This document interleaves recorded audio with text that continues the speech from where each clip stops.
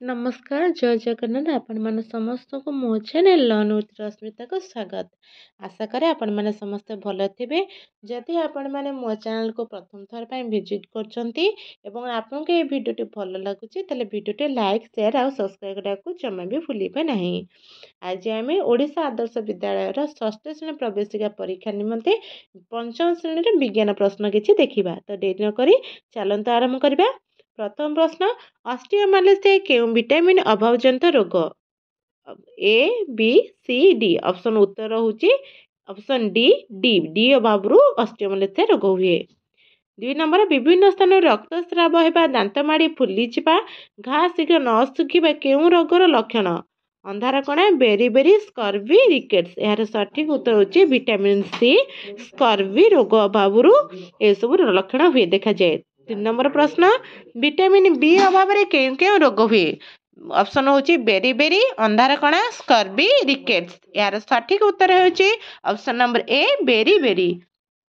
4 number ପ୍ରଶ୍ନ, ଜଣେ ବ୍ୟକ୍ତିର ଚର୍ମ ଶୁଖିଲା ଦେଖାଯାଉଛି, ସେ ଅନ୍ଧାରରେ ସ୍ପଷ୍ଟ ଦେଖିପାରି ନାହିଁ, ସେ କେଉଁ ପ୍ରକାର ଭିଟାମିନ୍ ଖାଇବା ଆବଶ୍ୟକ? ଅପସନ୍ ହେଉଛି ଏ ବି ସି ଡି। ଏହାର ସଠିକ୍ ଉତ୍ତର ହେଉଛି option number A vitamin A ଯୁକ୍ତ ଖାଦ୍ୟ ଖାଇବା ଦରକାର। ଯିବା ଆମେ ପରବର୍ତ୍ତୀ ପ୍ରଶ୍ନକୁ। କେଉଁ ପ୍ରକାରର ଖାଦ୍ୟ ଖାଇଲେ ଅପପୁଷ୍ଟି ରୋଗ ହେବାର ସମ୍ଭାବନା ନଥାଏ? ତ ଅପପୁଷ୍ଟି ଆମେ ଜାଣିଛେ ସମସ୍ତେ ଏଟା ଖାଦ୍ୟ ଅଭାବଜନିତ ରୋଗ, ତେଣୁ ଶ୍ୱେତସାର, ପୁଷ୍ଟିସାର ଓ ସ୍ନେହସାର ଯୁକ୍ତ ଖାଦ୍ୟ ଖାଇଲେ ଅପପୁଷ୍ଟି ରୋଗ ହେବ ନାହିଁ। ତ ଏହାର ସଠିକ୍ ଉତ୍ତର ହେଉଛି ଅପସନ୍ ନମ୍ବର ସି। ଯିବା ଆମେ ପରବର୍ତ୍ତୀ ପ୍ରଶ୍ନଟିକୁ। ଗୋଟିଏ ବ୍ୟକ୍ତିର ନିମ୍ନଲିଖିତ ଲକ୍ଷଣ ଦେଖାଯାଉଛି, ତାକୁ କେଉଁ ରୋଗ ହୋଇଛି ବୋଲି କହିବା? ତା ଲକ୍ଷଣ ଗୁଡ଼ିକ ଜାଣିବା। ଗୋଡ଼ ହାତ ସରୁ ହୋଇଯାଉଛି, ଉଚ୍ଚତାରେ ବଢ଼ିପାରେ ନାହିଁ, ବ୍ୟକ୍ତିକୁ ପ୍ରବଳ ଭୋକ ଲାଗୁଛି। ତ ଏଇ ସବୁ 3ଟି ଲକ୍ଷଣ ଦେଖାଗଲେ ଆମେ ଜାଣିବା ଯେ ସେ ପିଲାଟିକୁ ବା ସେ ଲୋକଟିକୁ ମାରାସ୍ମସ୍ ରୋଗ ହେଇଛି। ତ ଏହାର ସଠିକ୍ ଉତ୍ତରଟି ହେଉଛି ଅପସନ୍ ନମ୍ବର ଡି ମାରାସ୍ମସ୍।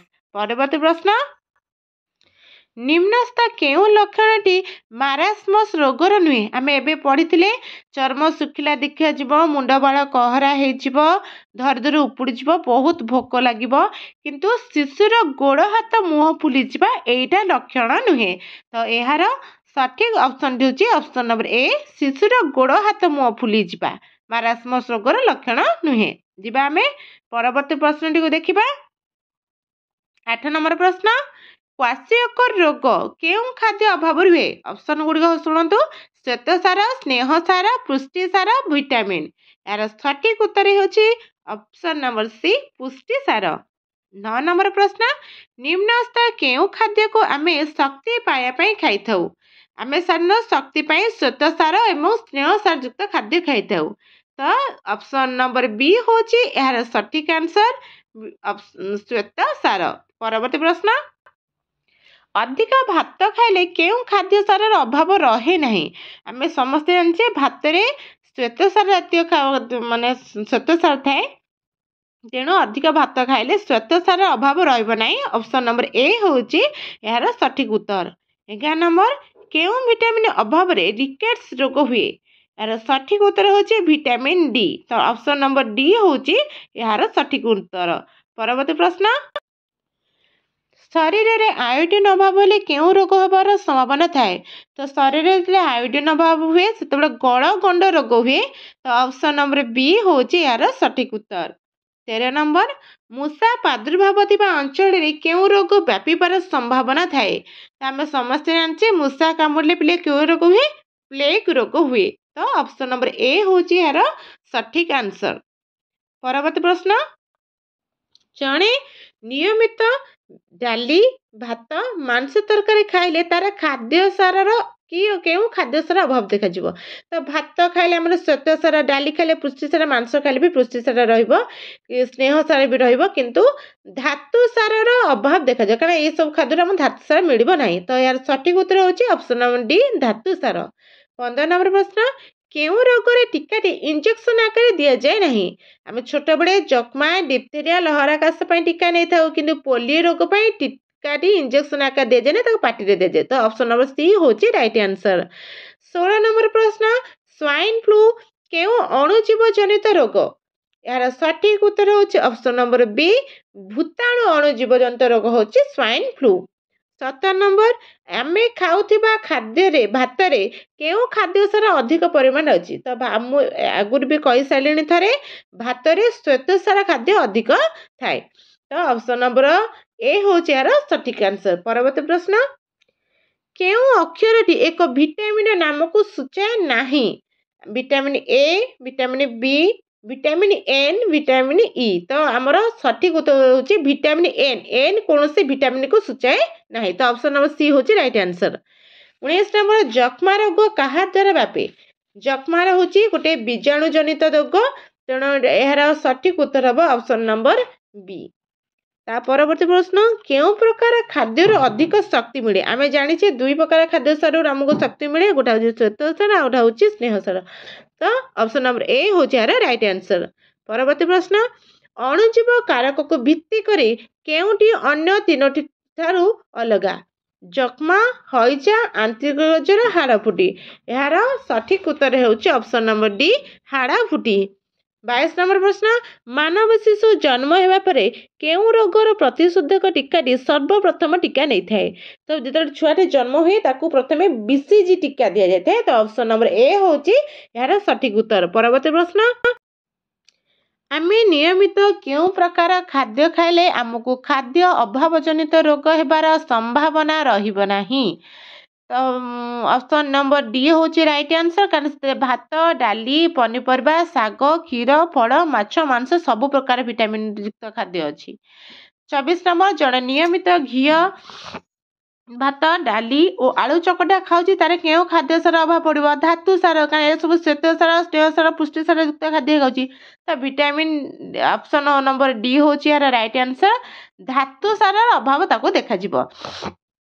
परवर्ती प्रश्न केउ प्रकार जल रोगर उत्स नुहे नदी पोखरी नर्दमा ए पानी जल होची रोगर उत्स किंतु गभीर नलकूपर जल रोगर उत्स नुहे तो ऑप्शन नंबर डी होची यार राइट आंसर। 26 नंबर संक्रमित छुंची द्वारा केउ रोग व्यापी थाए संक्रमित छुंची द्वारा आमको एड्स रोग व्यापी थाए तो ऑप्शन नंबर बी होची यार एक राइट आंसर। 27 नंबर धनुष्टंकार रोगर जीवाणु केउठारे रहिथाए धनुष्टंकार रोग जीवाणु माटी और गोबर रही थाए तो ऑप्शन नंबर ए होची यार राइट आंसर। परवर्ती प्रश्न लहुणी मुख्यतः केउ खाद्य श्रेणी भुक्त लहुणी रे साधारणतः तेल अंश थाए तेणु एटारे स्नेह सार युक्त खाद्य अंतर्भुक्त ऑप्शन नंबर बी होची यार राइट आंसर। 29 नंबर प्रश्न धनुष्टंकार रोगर जीवाणु अधिक परिमाण केउ स्थान थाए ए पूर्वर मु कहले मृत्तिका और गोबर थाए तो ऑप्शन नंबर सी होची यार सठिक आंसर। जा परवर्ती प्रश्न को अंधारकणा केउ विटामिन अभावजनित रोग अंधारकणा होची विटामिन ए अभावजनित रोग तो ऑप्शन नंबर ए होची राइट आंसर।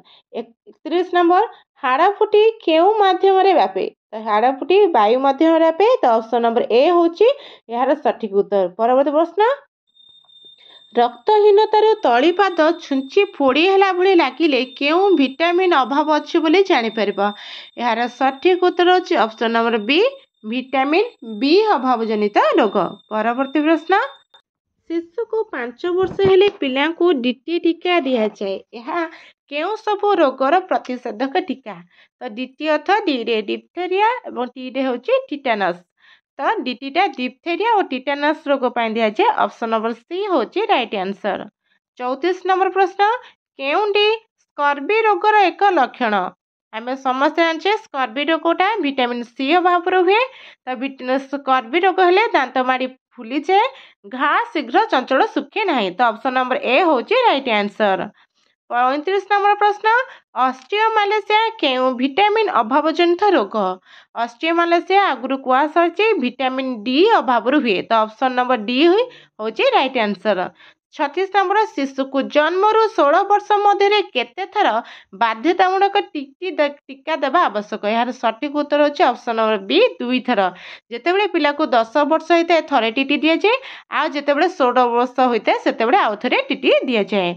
37 नंबर केउठी मारास्मस रोगर एक लक्षण नुहे तो मारास्मस रे बहुत भोक लगे उच्चता बढ़ी पारे ना एवं गोड़ हाथ सर हो जाए किंतु बाड़ धरु धरु उपड़ जाए मारास्मस रोगर लक्षण नुहे ऑप्शन नंबर ए होची राइट आंसर 38 नंबर निम्नलिखित मध्य केउठी एक संक्रामक रोग नुहे जक्मा हाड़पुड़ी सर्दी एरा हूँ संक्रामक रोग जन ठार अन्य जन को डेइब किंतु अपपुष्टिटा हूँ खाद्य अभाव जनित रोग तेणु यह एक संक्रामक रोग नुहे तो 38 नंबर सठिक उत्तरटी होची अपपुष्टि ऑप्शन नंबर डी होची राइट आंसर आम देखा परवर्ती प्रश्नटी 39 नंबर 10 वर्ष हेले शिशु को केउ रोगर प्रतिषेधक टीका दि जाए यार सठिक उत्तर होची धनुष टंकार ऑप्शन नंबर डी 40 नंबर जन्म समय शिशु को केउ रोगर प्रतिषेधक दि जाए जन्म समय शिशु मान को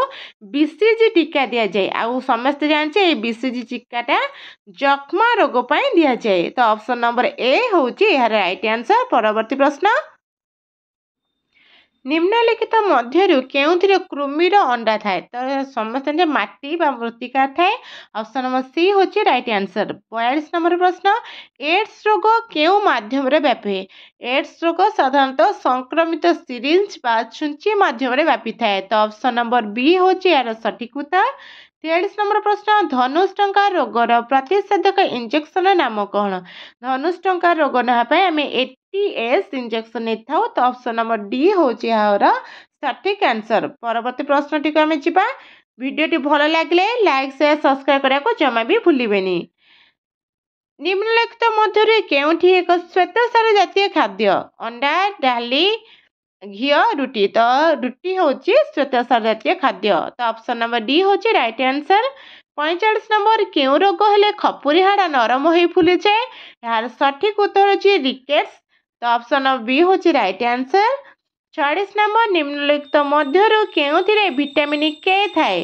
यार सठिक उत्तर होची बंधा कोबी ऑप्शन नंबर ए कामल और टाइफॉइड केउ माध्यम व्यापे यहाँ हूँ प्रदूषित जल द्वारा व्यापे तो ऑप्शन नंबर ए होची राइट आंसर 48 नंबर केउ रोगटी वायु द्वारा व्यापे तो वायु द्वारा व्यापी रोगटी हूँ जक्मा तो ऑप्शन नंबर ए होची राइट आंसर 49 नंबर केउ जल रोगर उत्स नुहे केउ जल पीले आमको रोग हेब नाही यार सठिक उत्तर होची गभीर नलकूपर जल तो ऑप्शन नंबर डी होची राइट आंसर केउटी एक अणुजीव तो कबक होची अणु